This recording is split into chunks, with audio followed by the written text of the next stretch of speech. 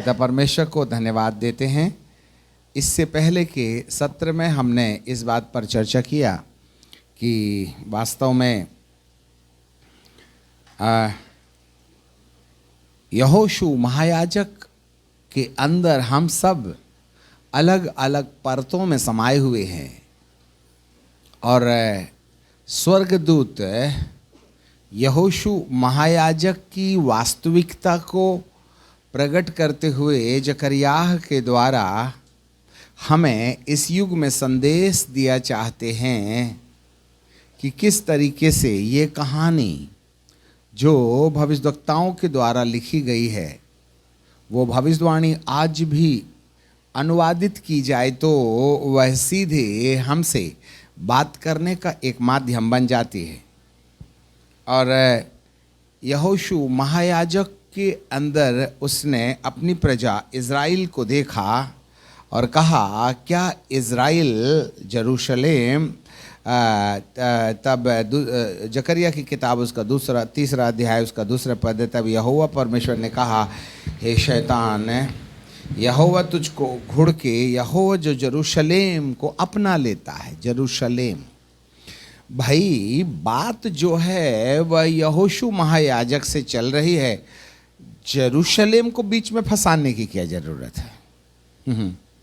इससे ऐसे पता चलता है कि यहोशू महायाजक के दृष्टांत के अंतर्गत वह यरूशलेम अर्थात उसका पवित्र नगर, तो एक यरूशलेम है भौतिक रीति से इस धरती पर जिसमें भौतिक प्रजा रहती है जिनका खतना किया गया और इब्राहिम के वंश में पैदा हुए और वे उसकी भौतिक प्रजा गिने गए।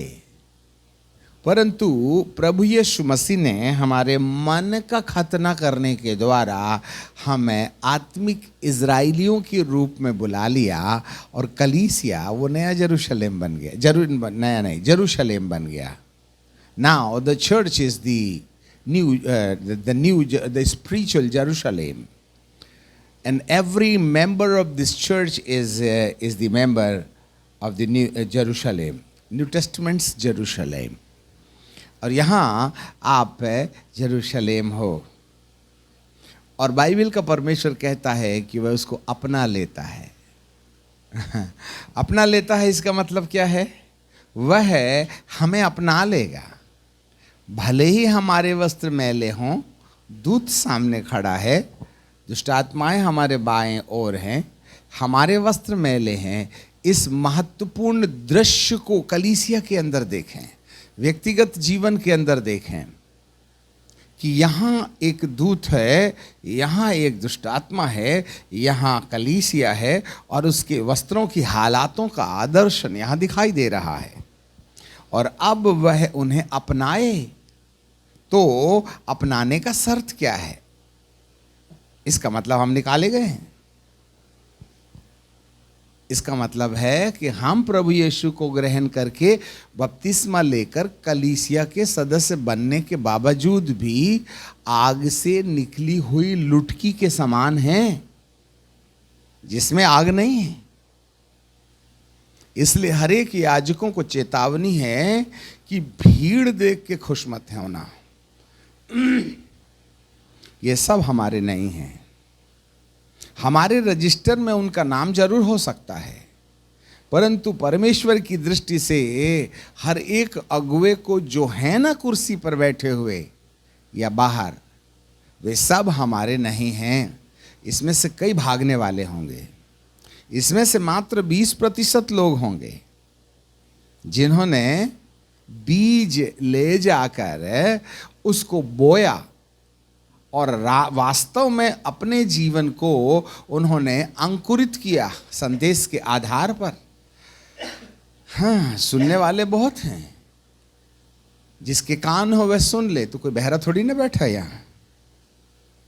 2 कान हैं, एक भौतिक कान है जिससे सुनते हैं, सिर हिला के कहते हैं, परंतु वो तो पर्दे के बाद कल पता चलेगा कि हमारे माथे पर आज का वचन कितना प्रभाव डालता है। हाँ, औंधे घड़े में पानी, जहाँ से आए थे वहीं सुअरनी होती है ना, काला जानवर, उसको कितने ही सोफे में बिठा लो, 2 मिनट के लिए खोले ना, लिपस्टिक लगा दिए, नाक में नथनी लगा दिए, गले में सोने की चेन और कुत्ते के पट्टे से बांध दिए, अपने ड्राइंग रूम में 5 मिनट के लिए खोलना, नाले में मिलेगी और वही खाएगी जो सदियों से खाती रही है। उसको बटर ब्रेड अच्छा थोड़ा नहीं लगता है। ऐसे ही हमारे डीएनए में, हेरिडिटी में, आनुवांशिकता में, पैतृक गुणों की समानता में जो आदतें हैं, उसको विश्व की एक भी टेक्नोलॉजी, एक भी तकनीकी हमारे आचरण को बदल नहीं सकती है। हमारे देखने, सुनने, बोलने का। अब एक दीदी यहाँ खड़ी है,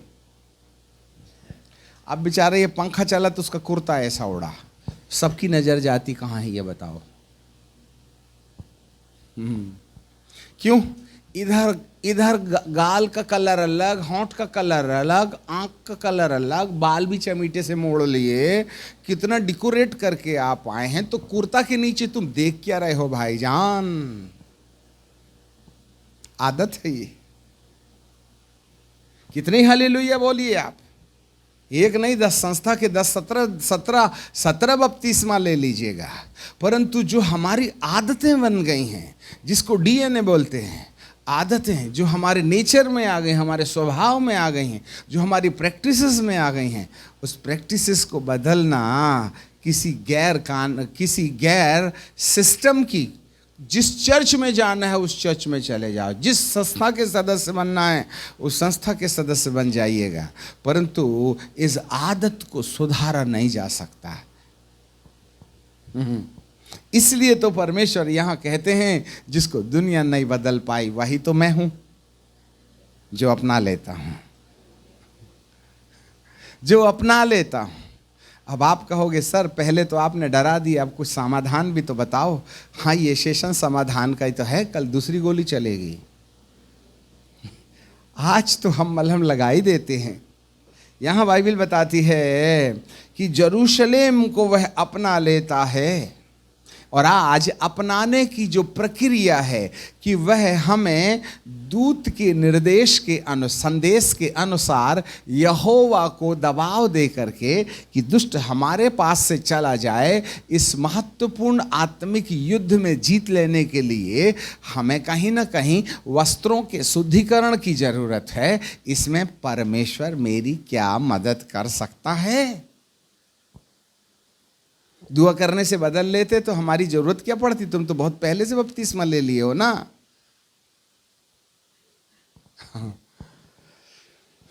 भाई आपने कितने वक्त तक को नहीं सुन लिया, यीशु मारा गया, गाड़ा गया, यीशु के लहू से धुल गए, पर क्या धुला? हाँ, पुराना धुला होगा, परंतु आदत तो नहीं ना गई है। ऐसे समय में परमेश्वर हमें एक संदेश देते हैं, ये आग से निकली हुई लुटकी है ना, उसको फिर से आग में डालना पड़ेगा। ये चूल्हे से निकल गई ना, उसको धक्का दे के फिर से वहीं डाल दो तो सुलग पड़ेगी, थोड़ा से भी चिंगारी होगी ना तो काम बन जाएगा। इसलिए आप भटकने की सारी हदें पार कर गए हैं, कोई चिंता की बात नहीं, परंतु एक भी चिंगारी यदि किसी विश्वासी के अंदर में रह गई तो उसको 2000% चांसेस है कि परमेश्वर उसको ऐसे नहीं तो ऐसे खींच के अपने पास लेके आएगा। हालेलुया। यहां नहीं सुधरे तो आईसीयू तक तुम्हारा पीछा करेगा। वहां जब डॉक्टर कहेंगे ऊपर देखो तो आप देखते हो पंखा, तो डॉक्टर कहते हैं पंखा नहीं, अपने भगवान को याद कर। तो अपने को तो मालूम है ही है कि हमारा भगवान कौन है, यीशु।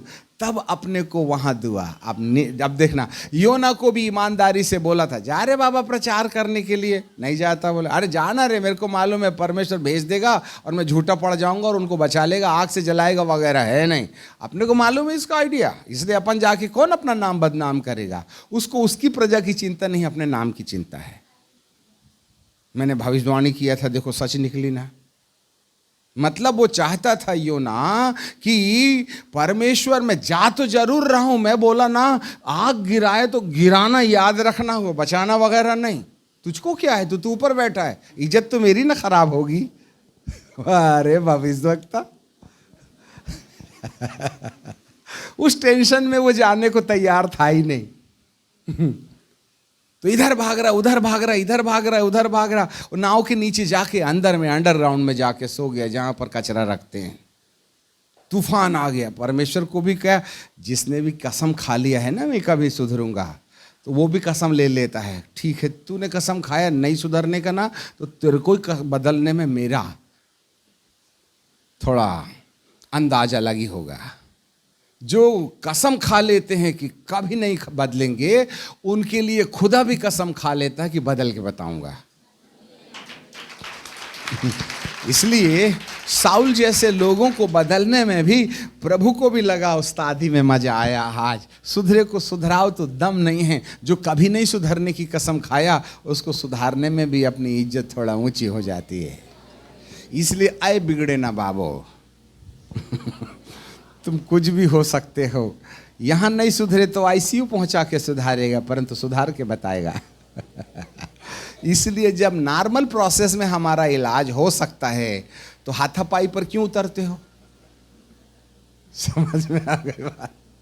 सो यहां पर प्रभु जी वचन में इस प्रकार से कहते हैं कि वह इज़राइल को अपना लेगा, वह आपको अपने सीने से लगा लेगा।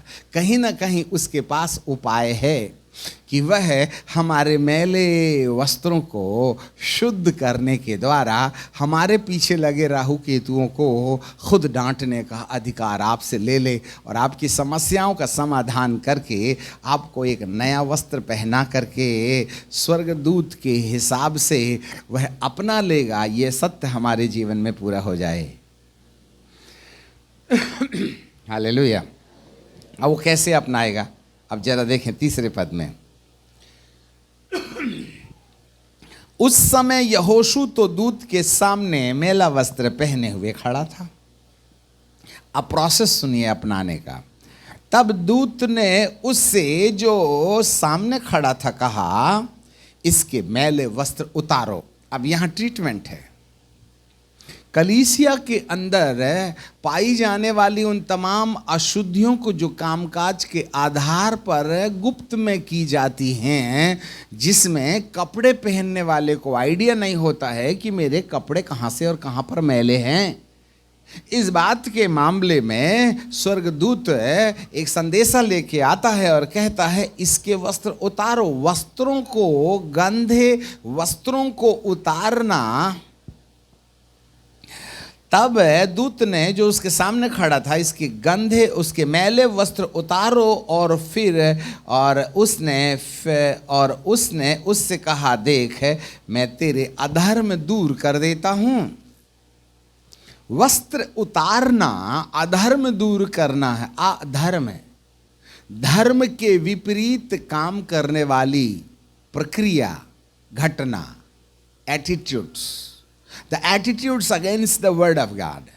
वचन के खिलाफ आचरण जो मनुष्य जीवन के अंदर में पाए जाते हैं, उसको मैले वस्त्र उतारने की बात कहते हैं। और फिर उसने कहा, देख मैं तेरा अधर्म दूर कर देता हूं और मैं तुझे सुंदर वस्त्र पहना देता हूं। Remove the night suit and wear the white suit. रात्रिकाल के वस्त्रों को उतार दो और दिन में पहने जाने वाले योग्य वस्त्र को पहन लो।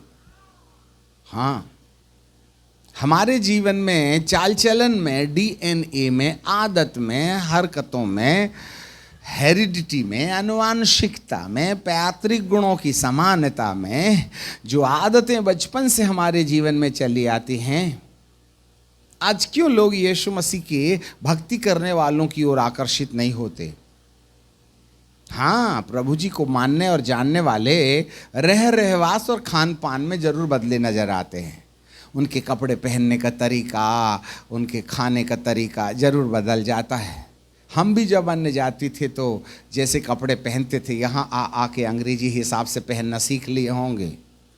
पहले ज़मीन में बैठ के खा लेते थे, आजकल टेबल कुर्सी मांगने लगे हैं, क्योंकि आदत जो पड़ गई। ठीक है ना? ये नज़र तो जरूर आता है मसीही विश्वासियों के अंदर में, अरे वो लोग देखो, कल ना हमसे आटा मांग के ले जाते थे, आजकल गरीबों को देने लगे हैं। इनके ना इनको आर्थिक आशीर्वाद मिल गया है, इनका धंधा नहीं चलता था, ये हमारे ऊपर निर्भर करते थे, आज 4 लोग इनके यहाँ बैठ के खाना खाते हैं। ये परिवर्तन तो दिखाई देता है। अरे कल ये पैदल चलते थे, आज उनके पास में मोटरसाइकिल हो गई है, और एक खटारा कार में चलते थे, आजकल तो नई नई कार दिखती है इनके घर में। ये परिवर्तन तो दिखाई देता है। आपको मालूम ये 3 बार फल का नतीजा है, पर बीज कौन लेगा?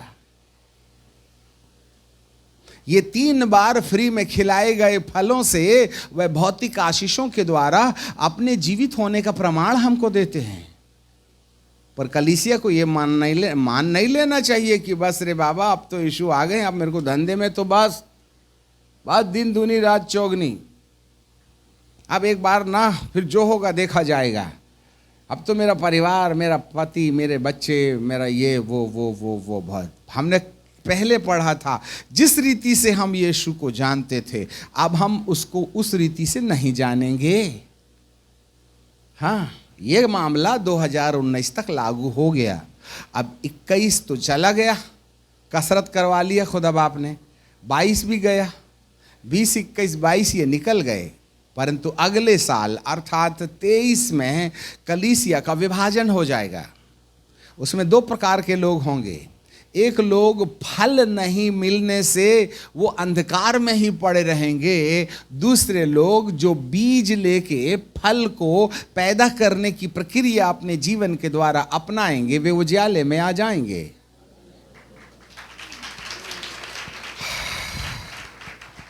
परंतु जो लोग सलाह नहीं मानेंगे और केवल फल की आशा, प्रभु हमको चंगाई दो, भले नरक चले जाएं, आशीर्वाद दो, हमारी तो शादी कर दो, हमको अमेरिका भेज दो, लंदन भेज दो, कार दे दो, हवाई जहाज दे दो, हेलीकॉप्टर दे दो, बस उसके बाद हमारा अपना आपसे कोई लेना देना नहीं है। प्रभु जी कहेंगे ये 3 बार तो दूंगा, परंतु 4थे बार तो बीज ही मिलेगा। लेना है तो ले, नहीं तो जा, चले हम जाइए, अंधकार में रहिएगा। फिर वो ड्रम बजाएगा हमारे सिर में। फिर इसके बाद हमारी भी दुआ असर नहीं करेगी आपके अंदर।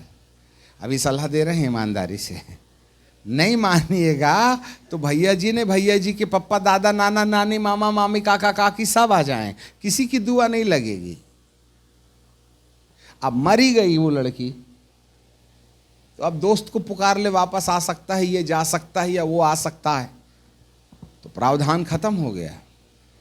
यहां परमेश्वर अपनाने की बात कर रहा है। जब वह अभी भी अनुग्रह के सिंहासन पर बैठा है, वो बार बार आपको ये बातें नहीं कहेगा। और आप ये बात भूल जाइए कि भैया जी अचानक आ गए हैं चलते चलते बोल के 2 दिन आज हमारे सिर में सरसों का तेल डाल के मालिश कर लेंगे, वो भी खुश और अपन भी खुश। आप ऐसा अनुभव मत करिएगा। This is the last warning. इसके बाद दूसरा प्रचारक और दूसरा दिन आपको फिर से समझाने आएगा भी या नहीं आएगा, ये तो वो जाने उसके मन में क्या है। धन्य हो आप जो आ गए। अब जो नहीं चाहे तो खुदा भी क्या कर लेता। यहां पर बाइबल का परमेश्वर कहता है दूत के 4थे पद में, तब दूत ने जो उसके सामने खड़ा था, इसके मैले वस्त्र उतारो, और फिर उसने उससे कहा आजा तेरे अधर्म शुद्ध हुए और मैं तुझे शुद्ध वस्त्र पहना देता हूं। अब यहां पर वस्त्र को उतारने और शुद्ध वस्त्र पहनने के दर्शन को पूरा करने के लिए प्रभु क्या उपाय करेंगे। सब लोग ध्यान से सुनना। हाँ, सोना नहीं, कुर्सी में बैठ के। यहां बाइबल हमें बताती है 5वें पद में, तब मैंने कहा उसके सिर पर शुद्ध पगड़ी रखी जाए। तब मैंने कहा, स्वर्गदूत ने, कि हमारे पीछे बोलिए, उसके सिर में शुद्ध पगड़ी रखी जाए। पगड़ी देखे हो आपने? हाँ, पंजाबी लोग पहनते, पंजाब वाली पगड़ी, पंजाबी पगड़ी होती सरदार लोगों की। हमारे पास में हर प्रकार की पगड़ी है। जब हम पंजाब गए तो एक बार हमको ऐसा पहना दिए पगड़ी, आप चेक मत, आप समझ नहीं पाइएगा कि ये ओरिजिनल है कि डुप्लीकेट है, क्योंकि दाढ़ी भी थी ना। ठीक है। फिर हम राजस्थान गए तो राजस्थान वालों की भी पगड़ी वैसे ही लंबी चौड़ी होती है, परंतु उनके बांधने का तरीका अलग होता है। लोगों ने तो हमको राजस्थानी समझ लिया। ठीक है कि नहीं। फिर इसके बाद में हम महाराष्ट्र गए, वहां मराठी पगड़ी पहना दी। तो वहां कहने लगे, अच्छा, और धोती भी लाए थे उन लोगों ने, जिंदगी में पहली बार वो चड्डी भी लाए, वो ऐसी बाहर वाली, और धोती ऐसा करके पहना दिए और कुर्ता, और ना 1 किलोमीटर पैदल ले गए। हमको इतना बुरा लगा, मैं क्या बताऊं। कभी बाप जन्म में ऐसी लंगोट वाली धोती नहीं पहने थे, परंतु क्या करें, मजबूरी है, ठीक है ना। पूरे गांव के लग रहे थे, ऐसा बंडी पहना दिए यहाँ, और ऐसा वाला, और धोती लगा के और कुर्ता, चले जा रहे हैं। हम कहे कोई बात नहीं, फोटो खींचो, बाप का क्या जाता है। आखिर जो ओरिजिनल है वो तो ओरिजिनल ही ना है, ड्रेस पहनने से कोई गावड़ा तो बन नहीं गया मैं। और साथ में बैल और गाड़ी भी खड़ा कर दी और पगैया हमारे हाथ दे दिए। हम कहे तुमने पूरा ओरिजिनल ठेठ देहाती बना दिया। और सब लगे हैं वीडियो जैसे कोई नेताजी होंगे। हालेलुया। फिर हम कोरिया चले गए साहब। तो कोरिया में एक कोरियन राजाओं की ड्रेस वहाँ किराए में मिलती है, 1 घंटे का इतना $1 दे दो और शहर में घूम फिर के आइए और उतार के दे जाइए। तो वहाँ भी यहाँ थी। तो वो कोरियन ड्रेस में जब हम पहन करके चले ना, ओ हो, हमारी पत्नी भी बिल्कुल रानी जैसे दिखे और अपन राजा जैसे दिखे। सारे लोग, मैं क्या बताऊं, उनको ऐसे लगा कि सच में किंग आ गया है, और अपने हमारे साथ में सेल्फी लेने लगे। हम कहे ओरिजिनल नहीं है बेटा, डुप्लीकेट है। हालेलुया। तो पगड़ी बताती है आप हो कौन, राजस्थानी हो, मराठा हो, पंजाबी हो, किस प्रकार के पगड़ी के बांधे जाने की जो शैली है वह आपके प्रांत का परिचय देती है। हाँ, तो यहाँ एक पगड़ी है। यदि मैं पगड़ी पर चलूँ तो 6 बज जाएंगे, परंतु एनी हाउ, यहाँ पर बाइबल का परमेश्वर कहता है इस पगड़ी का नाम ना तो ये पगड़ी मराठा पगड़ी है, ना ही राजस्थानी पगड़ी है, ना ही पंजाबी पगड़ी है, और ना ही कोरियन पगड़ी है, और ना ही और देश प्रांत के परिचय देने वाली पगड़ी है। यहाँ ये पगड़ी तो शुद्ध पगड़ी है। वाह। मेरी पगड़ी बताती है कि मैं पंजाबी हूँ, मेरी पगड़ी बताती है कि मैं राजस्थानी हूँ, मेरी पगड़ी बताती है कि मैं मराठा हूँ, मेरी पगड़ी बताती है कि मैं महाराष्ट्रियन हूँ। ऐसे ही प्रभु के भक्तों के सिर में परमेश्वर ने जो पगड़ी रखी है, उसकी शैली है, उसके बांधने का तरीका है शुद्ध पगड़ी। और उसको कमर में नहीं बांधते साहब, ना घुटने में पहनते हैं, और न जूता सामान पैर में। बताइए पगड़ी कहाँ पहनते हैं? अच्छा चलो ठीक है, जाग रहे हो। हम सिर में पहनते हैं साहब। अब यहाँ पर बाइबल में लिखा हुआ है कि इसके मैले वस्त्र उतारो और उसको शुद्ध वस्त्र पहनाओ, 4 पद में है, परंतु 5वें पद में लिखा है और मैंने उसके सिर पर शुद्ध पगड़ी रखी जाए, और उन्होंने उसके सिर में याजक के योग्य पगड़ी रखी और उसको वस्त्र पहनाए। बोलिए, याजक के योग्य पगड़ी रखी और उसको वस्त्र पहनाए। हाँ, अब एक बात बताइए, थोड़ा कॉमन सेंस की बात है। वस्त्र बोले तो गर्दन के नीचे से, ठीक है ना। तो ये सरदार लोग पैजामा कुर्ता पहनते हैं, और मराठा लोग धोती कुर्ता पहनते हैं, ठीक है। अब ये जो याजक लोग हैं वो कौन सा वाला कपड़ा पहनते होंगे? गाउन पहनते होंगे। बिल्कुल, पादरी लोगों को आपने देखा होगा, है ना, उसका गला बिल्कुल कुर्ता जैसा। अपन का कुर्ता घुटने के नीचे रहता है, याजक का कुर्ता वो टो तक रहता है, बस इतना ही फर्क है। वही कुर्ता ही बोलो, लॉन्ग कुर्ता है कि नहीं, मैक्सी के समान रे, ठीक है कि नहीं। इस तरीके से अब पगड़ी कहाँ पहनते हैं? तो कितनी बड़ी होती है? छोटी रहती कि बड़ी होती है? बड़ी होती है ना, पता नहीं, मैंने नापा तो नहीं। बहुत ढेर सारी, साड़ी की लंबाई से भी ज़्यादा लंबाई होती है। बांधते जाते ऐसा करके पूरा सिर दुख जाता है। फिर बर्फ नहीं पत्थर भी पड़े तो सिर को चोट नहीं लगती है। सो इस तरीके से अब एक बात बताइएगा, यहां जिस सीक्वेंस में लिखा गया है उस सीक्वेंस में लिखा है कि उसको पगड़ी रखी जाए और उसके वस्त्र शुद्ध किए जाएं। अब गाउन पहनना और पगड़ी रखना, अब आप बताइए कि सबसे पहले भौतिक रीति से यदि आप देखें तो पगड़ी पहले पहनिएगा कि गाउन पहले पहनिएगा? बिल्कुल राइट। और यदि आपने पहले ही पगड़ी पहन ली तो वो अंदर जाएगा ही नहीं, गला। इसलिए पगड़ी बाद में रखी जानी चाहिए, पहले क्या पहनना चाहिए? आपको मालूम होवे जो धरती की रीति है, परमेश्वर की रीति धरती की रीति से बिल्कुल उल्टी चलती है। यहां पर भौतिक रीति से हम गाउन पहले पहनते हैं और पगड़ी बाद में रखते हैं, परंतु आत्मिक दृष्टि से गाउन पहनने का आधार पगड़ी पहनने के ऊपर निर्भर करता है। ध्यान दे लेना, गाउन पहनने की फाउंडेशन पगड़ी पहनने के ऊपर में, the turban is the foundation for the garment. याद रखिएगा। अब हम आपको एक्सप्लेन करते हैं कैसे।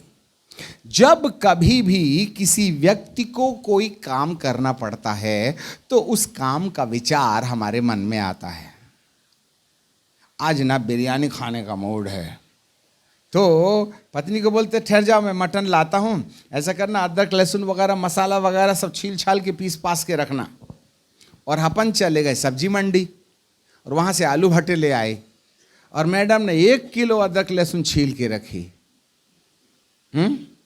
और आपने आलू और बैगन का बैग पत्नी को देते हुए बोला जरा अच्छी बनाना बिरयानी, तो वो कहेगी भंग खा के आए हो? कभी आलू बैगन से बिरयानी बनी है? अरे वो तो भूल ही गया, तो जरूर तुमको मेंटल हॉस्पिटल की दवाई मांगता है। समझना है बात। यदि मैं बिरयानी खाने की इच्छा रखता हूं तो बीवी जो है अदरक लहसुन छीलेगी, कोई 1.5 छटाक से काम नहीं बनेगा। 1-1 किलो छीलना पड़ेगा, 2 किलो प्याज, हमें मालूम कैसे बनाते हैं। और वहां मुझे मटन मार्केट जाना पड़ेगा, चिकन मार्केट जाना पड़ेगा, मीट मार्केट जाना पड़ेगा। विचार आता है बिरयानी का तो मैं चाबी उठाता हूं, कार में लगाता हूं और ड्राइविंग करते हुए कोई भाजी मंडी नहीं जाता, मटन मार्केट जाता। मेरा स्टीयरिंग आप मुझे मटन मार्केट की तरफ ले जाता है, क्योंकि बिरयानी का भूत जो सवार है। इसका मतलब है जब कभी भी किसी व्यक्ति को कोई काम करना होता है तो वह काम के पहले काम का विचार मन में लाता है, और जब उसके अंदर में विचार आ जाते हैं तो विचार समर्पित मन के द्वारा काम में बदल जाते हैं। आज मेरा मन है तुमको क्षमा कर दिया जाए, तो आप कितना भी सताइए, मेरे को कितना भी नुकसान पहुंचाइए, मैं रिएक्ट नहीं करूंगा। मेरे काम बदल गए। और आज ना दिमाग खराब कर दिए तुमने, दूसरे बार ना तुमको मजा चखा के ठहरूंगा, ठहर जाओ, अब मेरा भी वक्त आने दीजिएगा। और मैं उन समयों से इस घटना के बाद एक बार मुझे बदला लेने की कल्पना आ गई तो मैं हर दिन उस व्यक्ति के प्रति एक ऐसे मौके की तलाश में रहूंगा जिससे कि उसका बीते दिनों का करारा जवाब मैं दे सकूं। मेरा माइंड सेट बदला लेने जिस समय आ गया ना, तो मैं हर समय उसकी कमियों को ढूंढने की कोशिश करूंगा और एक दिन ये हरकत में बदल जाएगी और मैं बदला लेके कहूंगा। समझ में आया ना? हाँ, अब भले उसको कुछ ना मिले, परंतु उसके आत्मा को, उसके मन को क्या लगता है? नहले पे दहला ईंट का जवाब पत्थर से। ठीक है, आपको मालूम है ये वाला एटीट्यूड्स को निर्धारित करने के लिए कौन सलाहकार है? मन और उसकी कल्पना, उसके विचार। यहीं पगड़ी बांधना है। याद रखिएगा, जिसने कसम ही खा रखा है कि मैं नहीं बदलूंगा, उसको खुदा भी नहीं बदल सकता। भले ही आईसीयू बदल दे, नहीं तो कोरोना पलटाएगा। हालेलुया, समझ रहे हैं? सो यहाँ पर सबसे बड़ी चीज है, मेरे काम मेरी कल्पना के ऊपर निर्धारित करते हैं। मेरे काम का किया जाने का प्रारंभ है मेरे सोच से शुरू होता है, और सोच सिर में आता है, और सिर को शुद्धता की पगड़ी चाहिए। इसका मतलब है, यदि कोई व्यक्ति अपने चाल चलन में बदलाव लाकर अपने वस्त्रों को शुद्ध बनाना ही चाहता है, तो उसका आरंभ होगा सिर में पगड़ी पहनने से, अर्थात अपने मन का इलाज। कान दे लो, अपने मन का इलाज, अपने मन में कल्पनाओं में रद्दोबदल, अपने सोचों और विचारों में परिवर्तन की शपथ, या मन के विचारों के ऊपर उपाय का मन। यदि आप अपने आप को एक बार धर्मी समझ बैठिएगा, तो 1760 गलती भी आपको कहेंगी कोई बात नहीं, चलेगा, तो पहुंचा हुआ आदमी है। एक बार हम एक पास्टर जी के पास गए, और पास्टर जी के पास में हम बहुत सी बातें करते करते चंगाई, और वो ब्रदरन भाई थे तो चंगाई वगैरह पर विश्वास नहीं करते थे, तो हमने ऐसी बात करते करते दिनकरण की बात की, तो वो बहुत नाराज जैसे हो गए। बोले, मैं दिनकरण पर विश्वास नहीं करता। यदि आज मेरे घर में दिनकरण आता ना, तो मैं कहता घुसना नहीं, तुम्हारे लिए जगह नहीं है, गेट आउट। तो मैं बोला, पास्टर जी, आपको इतने बड़े अभिषिक्त को, जो जिसके पीछे लाखों लोग घूमते हैं, उनको उनके बारे में ऐसी बात नहीं करना चाहिए, आप तो पास्टर साहब हो ना। तो उन्होंने क्या कहा, brother, this is Holi bitterness, this is Holi bitterness. मैं बोला, होली बिटरनेस मतलब ये पवित्र कड़वाहट है। मैं बोला, ये कौन सी बाइबल में लिखा है पवित्र कड़वाहट? इसका मतलब है एक पादरी की पूंछ मूछ पकड़ के खींचे तो पवित्र हो गई, पर एक विश्वासी ने पादरी के बारे में बोला तो पाप हो जाएगा। पवित्र आदमी पाप करे तो वो पाप नहीं होता है, वो पवित्र होने के चक्कर में पाप भी पवित्र हो जाता है। वाह रिडेफिनिशन। मुझे इस बात का घमंड है कि मैं घमंड नहीं करता, तो क्या करता है? हे प्रभु, ऐसे बुद्धिमानों को कौन बुद्धिमान बनाए? समस्या यही तो है। और एक पापी अपने पाप को जानकर मानने के लिए तैयार हो जाता है, परंतु लंबे समय तक जो अपने आप को धर्मी समझने की गलती कर बैठता है, उसको कभी मरने के समय तक अपनी गलती नजर नहीं आती। कान धर के सुन लीजिएगा। इसलिए आप डेंजर नहीं, महा डेंजर जोन में हैं। बाहर के लोग अपनी गलतियां मान करके अपने सलाहकारों की सलाह मानने के लिए तैयार हो जाते हैं, परंतु कलीसिया के लोग रोज रोज परमेश्वर का वचन सुन करके सुनने के आदी हो जाते हैं, पर उसको समझने के लिए कैपेसिटी उनकी खत्म हो जाती है। थोड़ा चोट खाइएगा आप, इसलिए बोलते हैं सुअरों के आगे मोती नहीं डालना, नहीं तो पैर से भी रौंदेंगे और तुम्हें भी फाड़ खाने के लिए तैयार हो जाएंगे। एक पद आपको बताएं, हम थोड़ा चोटीले पास्टर हैं हम, पर क्या करिएगा, ये हमारी मजबूरी है। हम आपकी वाहवाही खरीद जरूर सकते हैं, परंतु मेरे बाप ने ये नहीं सिखाया। हम इब्रानी की किताब में पढ़ते हैं। इब्रानी की किताब मैं आपके लिए निकाल लूं। इब्रानी की किताब और उसका 6वां अध्याय और उसके 3 पद से पढ़ते हैं। हाँ, book of Hebrew chapter 6 and verse 3। और यदि परमेश्वर चाहे तो हम यही करें, इसको छोड़ दीजिएगा। 4 पद से इंपॉर्टेंट है, लिखो, क्योंकि जिन्होंने एक बार ज्योति पाई और जो स्वर्गीय वरदानों का स्वाद चख चुके हैं और पवित्र आत्मा के भागी हो गए हैं और परमेश्वर के उत्तम वचन और आने वाले युग की सामर्थ का स्वाद चख चुके हैं। यदि वे भटक जाएं तो उन्हें मन फिराव के लिए फिर से नया बनाना अनहोना है। It is impossible to turn back those who know the word of God. जो परमेश्वर के वचन को जानते हैं, जरा कान धर के सुनना, हम बहुत अंदर की चीजें छू रहे हैं। जो स्वर्गीय वरदानों का स्वाद चख चुके हैं, जो पवित्र आत्मा के भागी हो गए हैं, जो परमेश्वर के वचन की उत्तमता और आने वाले युग की सामर्थ का स्वाद चख चुके हैं। और आपको मालूम है, ये सब बातों के कारण हमारे अंदर कॉन्फिडेंस नहीं, ओवर कॉन्फिडेंस आ जाता है। कॉन्फिडेंस नहीं, ओवर कॉन्फिडेंस आ जाता है कि हम धर्मी प्रजाति के लोग हैं, हम बाइबल जानते हैं। और पाप करने वाले याजक को पाप करता देख करके बाइबल बताओ तो वह तुमको बिठाल के सिखा देगा। तू क्या मेरे को बताएगा, बैठ नीचे, मैं तेरे को बताता हूं। They are not ready to accept it.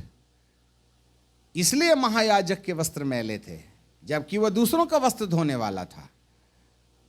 वो तो पृथ्वी में परमेश्वर के सन्मुख मध्यस्थी करने वाला व्यक्ति था, कोई मामूली ऑर्डिनरी वेरा चपरासी वगैरह नहीं ना था।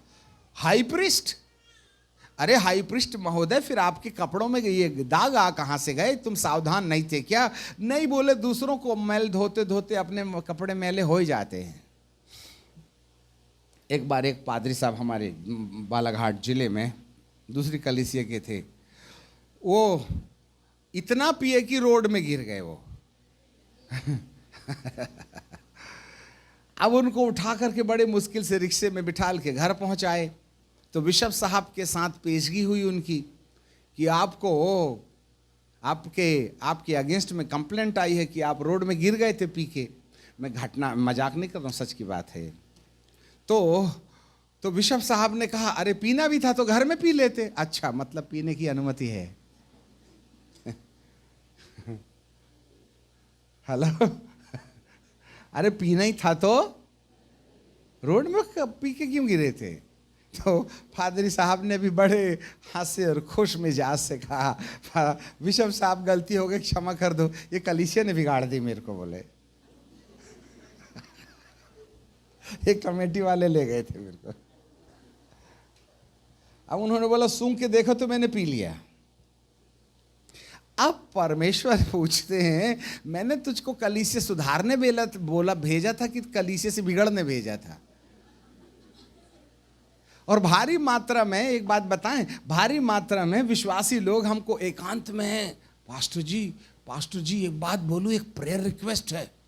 हम कहे वही सीक्रेट होगी, पति पत्नी वाला मामला होगा। तो वो क्या कहते, पास्टर जी हमारे पास्टर के लिए प्रार्थना करना ना, उनका उद्धार हो जाए। मैं बोला, उनका नहीं हुआ तो तुम्हारा कहाँ होगा?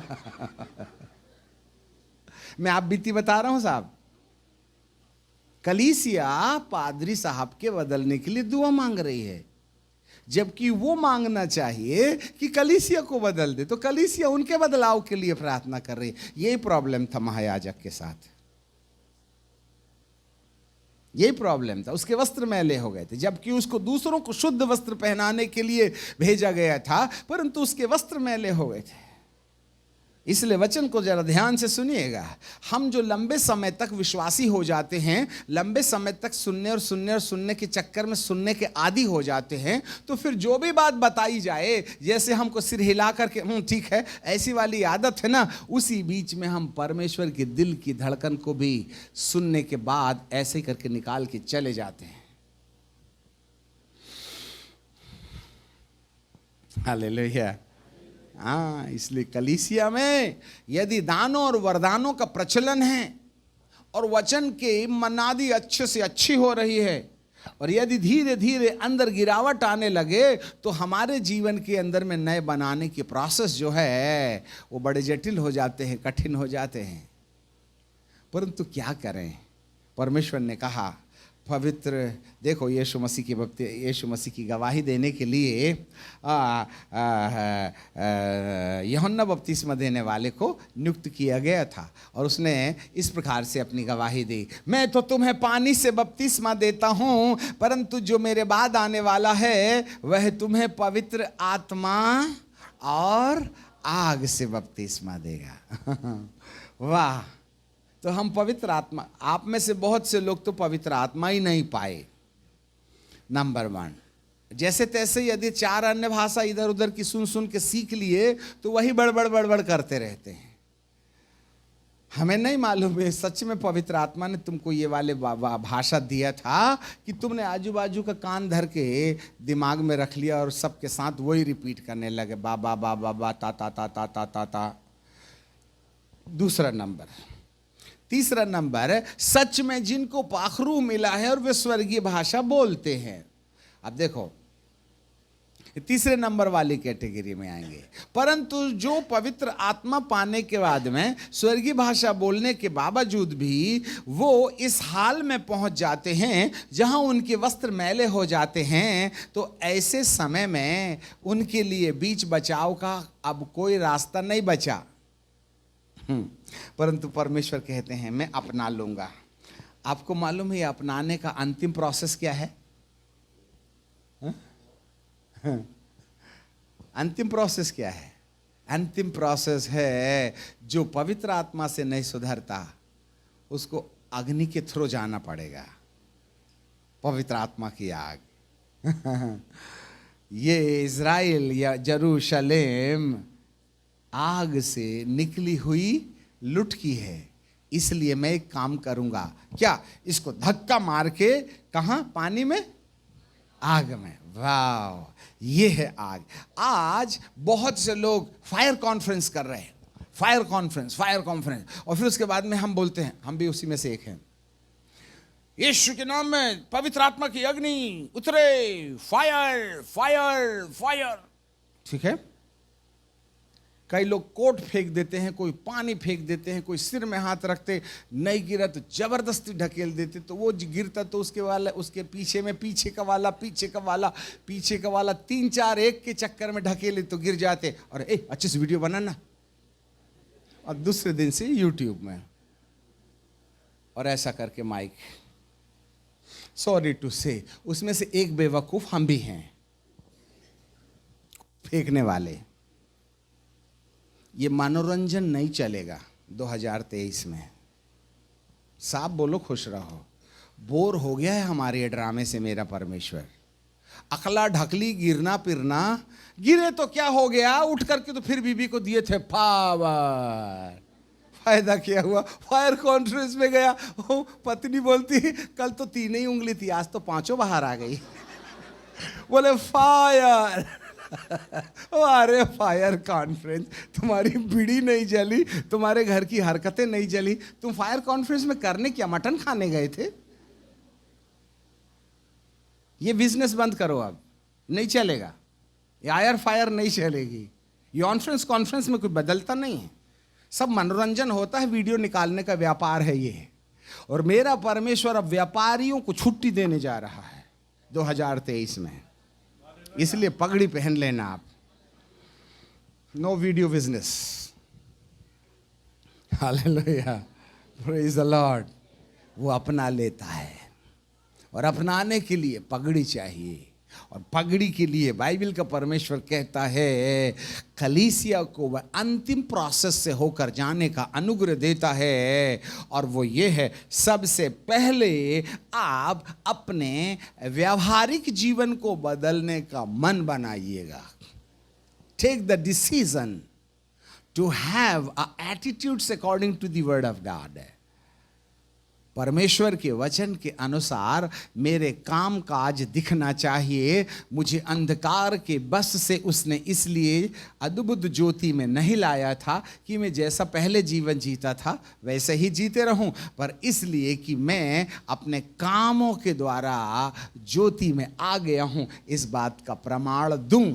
यदि हमें यह दर्शन आ जाए तो उसकी अगली प्रक्रिया यह है कि मैं अपने कामकाज को बदल कैसे सकता हूं जिससे कि मेरे कपड़े शुद्ध हो जाएं, तब उसके लिए मुझे माइंडसेट करना पड़ेगा कि मुझे अपने कामकाज में बदलाव लाने के लिए मुझे मेरे सोच में बदलाव लाना पड़ेगा। हालेलुया। हाँ, मैंने धरती पर एक भी शिक्षक से नहीं सीखा, ये सब ऑनलाइन है। आज सब दुआ करने के लिए बोलते, हे प्रभु मेरा जीवन बदल दे, मेरा जीवन बदल दे, ये जीवन बदल दे। प्रभु कहते, रिमोट कंट्रोल तेरे पास तो पिक्चर में कैसे बदलूंगा। किसी की दुआ से किसी का जीवन नहीं बदलता, ना खुद आप अपनी प्रार्थना से जीवन बदल सकते हो, ना मेरी दुआएं आपकी औलादों को बदल सकती हैं। बहुत से लोग आते हैं और कहते हैं, अंकल जी मेरे पति के लिए प्रार्थना कर दो, खूब पीता है। मैं बोला, मेरी दुआ से तेरा पति बदल जाता तो मैं तो खुलजे सिम सिम कर देता। समझ में आ गई बात। ये प्रभु भक्तों की प्रार्थना से किसी का पति बदलता वगैरह नहीं है। हम हिंदी में बताएं, आप हमारा मनोरंजन मत करो और आप भी सेटिस्फाइड मत हो जाओ। जब तक पीने वाला खुद डिसीजन नहीं लेगा कि मैंने पीना छोड़ना है, सलाह दी जा सकती है, उसको समझाया जा सकता है, उसके मन में ये बात बिठा ली जा सकती है कि तुझे ये नरक ले जाएगी, तुझे बदलना चाहिए। और जिस दिन नहीं बदलने वाला बदलने की कसम खा लेगा तो खुदा कहेगा, चल मैं तेरे साथ हूं, जो तू चाहता है वह मैं तेरे साथ करने को तैयार हूं। इसलिए हर एक व्यक्ति अपने कामकाज के बदलाव का मन पहले बनाए, और जिस समय आपको अपने कामकाज के बदलाव में परिवर्तन का निश्चय हो गया, तब आप दूसरी ओर जाएं और वहां पर मुझे अपने मन के ऊपर रिसर्च करना पड़ेगा, मुझे अपने मन की कल्पनाओं पर शोध करना पड़ेगा, मुझे मेरे कल्पनाओं पर चिंतन करना पड़ेगा कि मैं सोचता किस प्रकार से हूं। हालेलुया। मुझे विज्ञान में बहुत मजा आता, आई लव साइंस। यदि हमारे माँ बाप रईस होते तो हम साइंटिस्ट हुआ करते थे, पर क्या करें। आगे चलते हैं। कल्पनाएं, और कल्पनाओं के लिए बाइबल में एक वचन लिखा है, दूसरा कुरिन्थियों की किताब और उसका 10वां अध्याय, 2 Corinthians chapter 10 and then verse 3, 10वां अध्याय। मैं आपके लिए पढ़ूंगा, ठीक है ना। यहाँ लिखा है, यद्यपि हम शरीर अर्थात अपनी इच्छा के वचन, दिमाग के सोच के अनुसार चलते फिरते हैं, तो भी शरीर के अनुसार नहीं लड़ते। हमारी लड़ाई के हथियार शारीरिक नहीं है। जरा देख लेना, हमारी लड़ाई के हथियार शारीरिक नहीं हैं, वरन गढ़ों को ढा देने के लिए परमेश्वर के द्वारा सामर्थी हैं। सो हम कल्पनाओं को, नंबर 1, हर एक ऊंची बात को, नंबर 2, और हर एक ऊंची बात को जो परमेश्वर की पहचान के विरोध में उठती हैं, उसका खंडन करते हैं। बोलिए, सो जोर से, मैं अपनी कल्पनाओं को, हर एक ऊंची बात को जो मेरे मन में परमेश्वर की पहचान के विरोध में उठती हैं, उसका खंडन करता हूं। हाँ, कौन करेगा? मैं करूँगा। रिमोट हमारे पास में है। किसी विचार को आने देना और नहीं आने देना, ये मेरे अधिकार क्षेत्र की बात है। देखो, खाना खाने के बाद में सीखना कठिन है, परंतु जरा ध्यान से सुनना। हमारा नज़र घड़ी पर है, कल हम दूसरे दर्शन पर चलेंगे, इसलिए इसको समाप्त कर देना चाहते हैं। Hallelujah, praise the Lord. तो मैं सोचता हूँ, तो किसने अनुमति दी थी? मैं नहीं सोचता हूं, किसने अनुमति दी है? मैंने। हाँ, ये हमारी कल्पनाएं हैं, जिसको प्रभु कहता है बांधो, खंडन करो, उसको तोड़ो, प्रार्थना करो, ऐसे नहीं लिखा है। हे पिता परमेश्वर तेरा धन्यवाद हो, मेरे दिमाग में बड़े उल्टे सीधे विचार आ, मेरे को चंगा कर दे मेरे दिमाग को। प्रभु कहते हैं बेटा तेरे दिमाग में आ रहे हैं, तूने दरवाजा खोल के रखा है ना, बंद कर दे ना, मैं क्या करूंगा वहां, स्वर्ग से तेरे विचार को क्या ठीक ठाक करने आऊंगा। अच्छे से याद रखिए, वो हमारे विचारों में किसी प्रकार की तब्दीली नहीं ला सकता। आपको निश्चय करना होगा। It's my job to take control over my emotions and the higher thinkings and the imaginations और द आर्ग्यूमेंट्स। कल्पनाओं को और ऊंची बात को और भावनाओं को खंडन करके कैद करना, यह मेरा काम है। हालेलुया, वाह। तो आप अपना उपाय कीजिएगा। पहले तो आप आइडेंटिफाई कीजिएगा कि आपके दिमाग में कौन कौन सी कल्पनाएं हैं जो परमेश्वर के विरोध में आती हैं।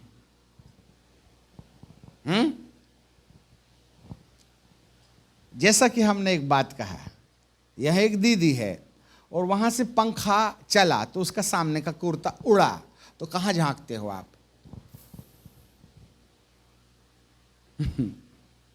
Hello dear. अरे एक दीदी है, उसका पल्लू गिर गया तो खट से तुम्हारी नजर जाती कहां है? जरा रोक के देखो ना, रुक जाए तो बताना, तुम्हारा नाम लिस्ट में लिखूंगा।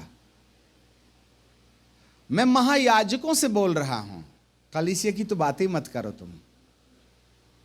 मैं महायाजकों से पूछ रहा हूं, उनसे प्रश्न कर रहा हूं, एक दीदी का, चाहे वह बहुत छोटा हो, आप दादा जैसे लगते होगे उसके, यदि उसका कपड़ा खिसक जाए तो हम देखते कहां हैं?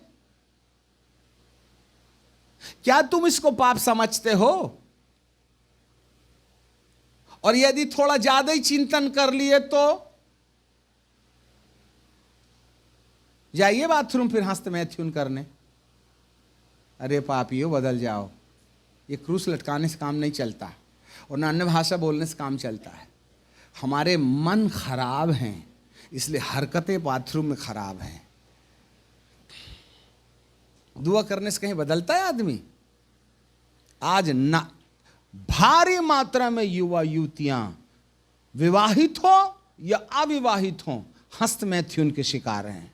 एंड डीमन स्पिरिट आपके माथे के अंदर में गिल्टी कॉन्शियस पैदा करके खुदा के सामने दोषी दशा में खड़े होने के लिए ये दुष्ट आत्माएं तुम्हें ले जाती हैं। Hallelujah, praise the Lord. समझ रहे हैं बात को? हमारी कल्पनाएं, वहीं से तो पाप शुरू होता है, वहीं से तो समस्याएं बढ़ती हैं। इसलिए तो प्रभु के सामने हम जैसा वो चाहता है वैसा कहीं ना कहीं दुरात्माएं हमारे करीब हैं। सो हम कल्पनाओं को, इन बातों को जो दिमाग के अंदर में उठ रही हैं, उनको वन बाय वन करके स्केच करके अंडरलाइन करो, चाहे महीना लग जाए आपके माथे पर। हालेलुया।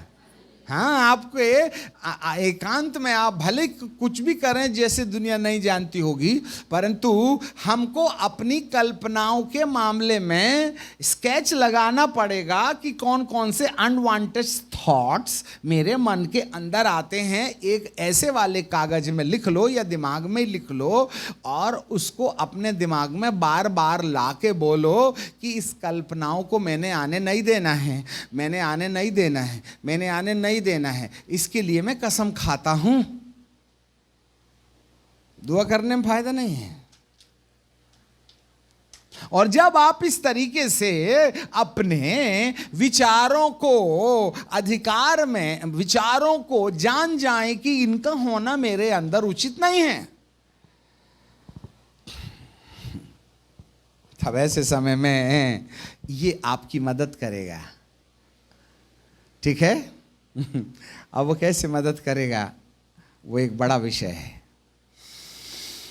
हालेलुया। आज तो इतना ही समझ लो आप, कल दूसरे दर्शन में ले चलेंगे। आज आपको होमवर्क है, एकांत में गाड़ी चलाते चलाते या बैठे बैठे अपने मन के अंदर खुद झांक के देखना, कौन कौन सी कल्पनाएं मेरे अंदर में परमेश्वर के वचन के विरुद्ध आती हैं। अपने ही आपे में आप अपने से ही प्रश्न करके खोजने की कोशिश करना, क्योंकि आपके मन के बारे में ना आपका मियाँ जानता है ना आपकी बीवी जानती है।